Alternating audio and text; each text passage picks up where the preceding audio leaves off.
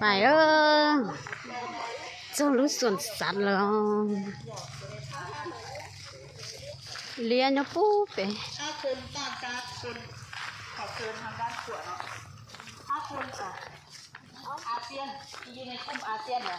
จะเสียอยู่75,000แต่ถ้าบ่ได้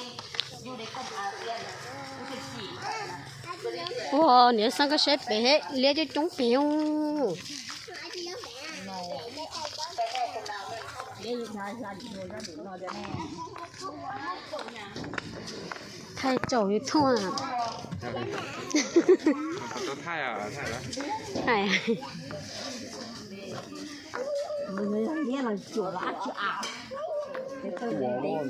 ô tụi chuột nhá nó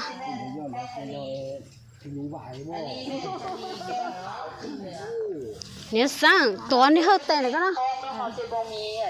ตะล่างกันเพราะว่าธนีมเป็นสัตว์ที่ยานน้ำเขาจะกันด้วยน้ำเท่านั้น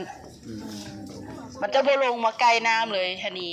ก็มันไม่สามารถปีนข้ามต้นไม้ด้วยกันได้มั้ง ธนีเนาะมีความสามารถพิเศษคือว่า มันสามารถโหนโตข้างหนึ่งข้ามไปต้นไม้อื่นท่านประมาณ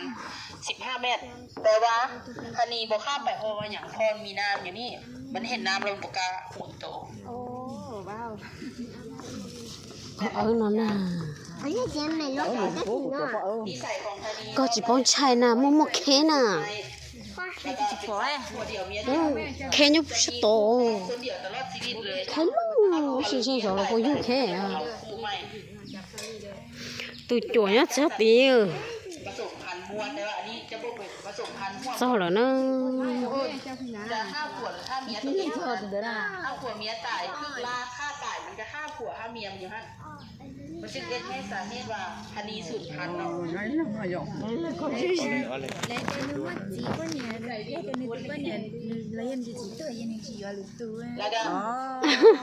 ธนีอยู่ข้องนี้มีอยู่2ตัวเนาะตัวหนึ่งชื่ออียูแม่นเฮากู้ภัยมันจะใช้สมบูรณ์และอีกตัวหนึ่งชื่อเพชรน้อยเฮากู้ภัยมันจะพบสลี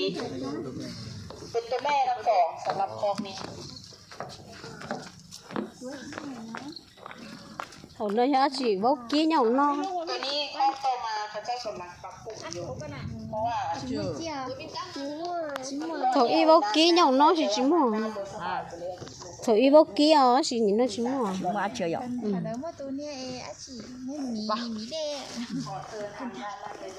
bài từ thế à phải tao nọ lọ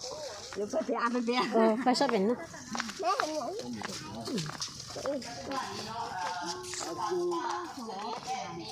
thật sâu đi coi chắc cái bóng hậu nè chỗ sao bây giờ chủ chia sơ mông một cái thế mà sơ mông cứ mông cứ chỉ mông sâu sâu nói cái nào ถ้าห้ามไหนแปลว่า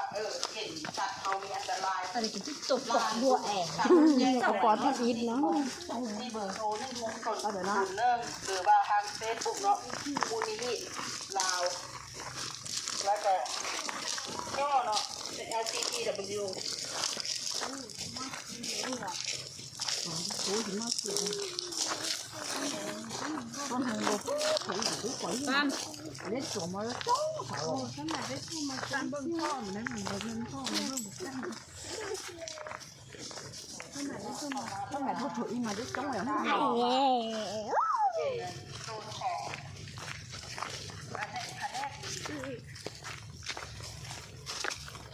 muốn nói nhở muốn sẵn bà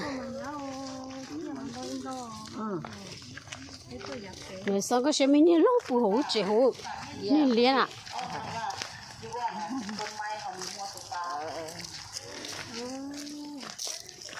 hữu đấy เห็นบอกต้นไม้แต่ละต้นมีหัวสุตาแล้วมันจะหน้ามีจะแค่จับนี่จะเป็นแต่ตาแบบ chia nó không nó có chỉ chạy đâu lo lấy thái cho tôi nó không dễ tiêu lấy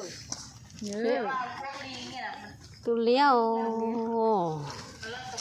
nó mà vô lo cho bé hú ủa chú nó quan trọng wow sao đâu สำหรับ2 ตัวนี้แม่ ขี้ดื้อลิงของตัวเนี่ย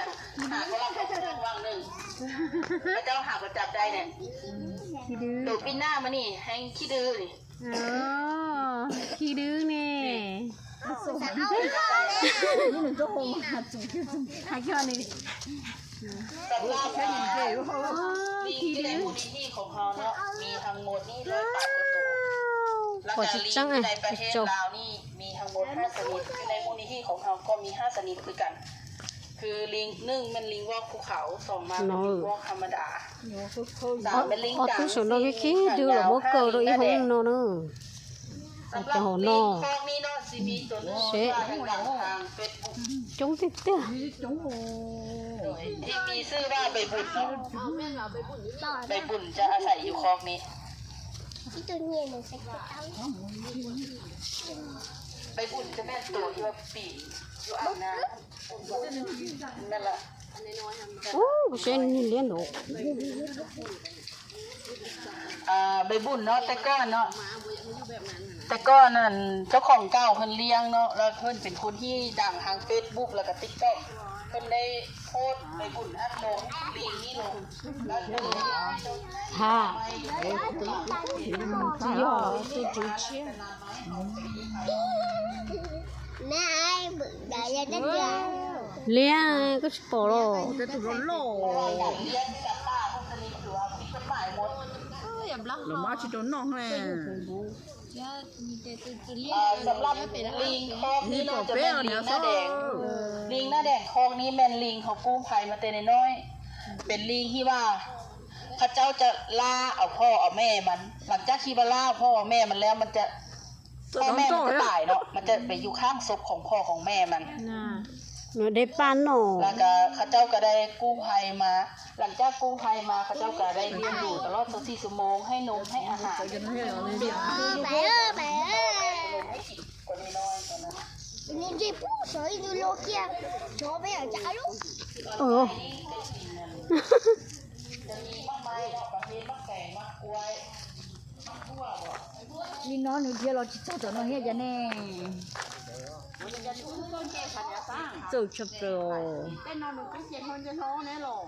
我刚说叫他年纪头了，晓得那点啊。哎呦，叫人家年纪头了，嘿呢。 เชี่ยมอง สำหรับทางด้านนี้เนาะซิแมนลิงหน้าแดง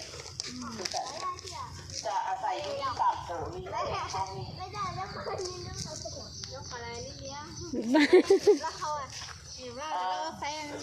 ข้าพเจ้าขอว่าประวัติลิงตัวหนึงเนาะที่อาศัยอยู่นี่ลิงหน้าแดงตัวหนึ่งที่ว่ากำลังลงจากเงินท่านชื่อของ โอ้ เราเป็ จะ นชื่อ จ้า อินแปง จ้าเลย อินแปงแม่นเฮากู้ภัยมาเต้นนครหลวงเวียงจันทน์เนาะลิงเนาะตอนยังน้อยมันจะน่าฮักมันสามารถอยู่นำคนได้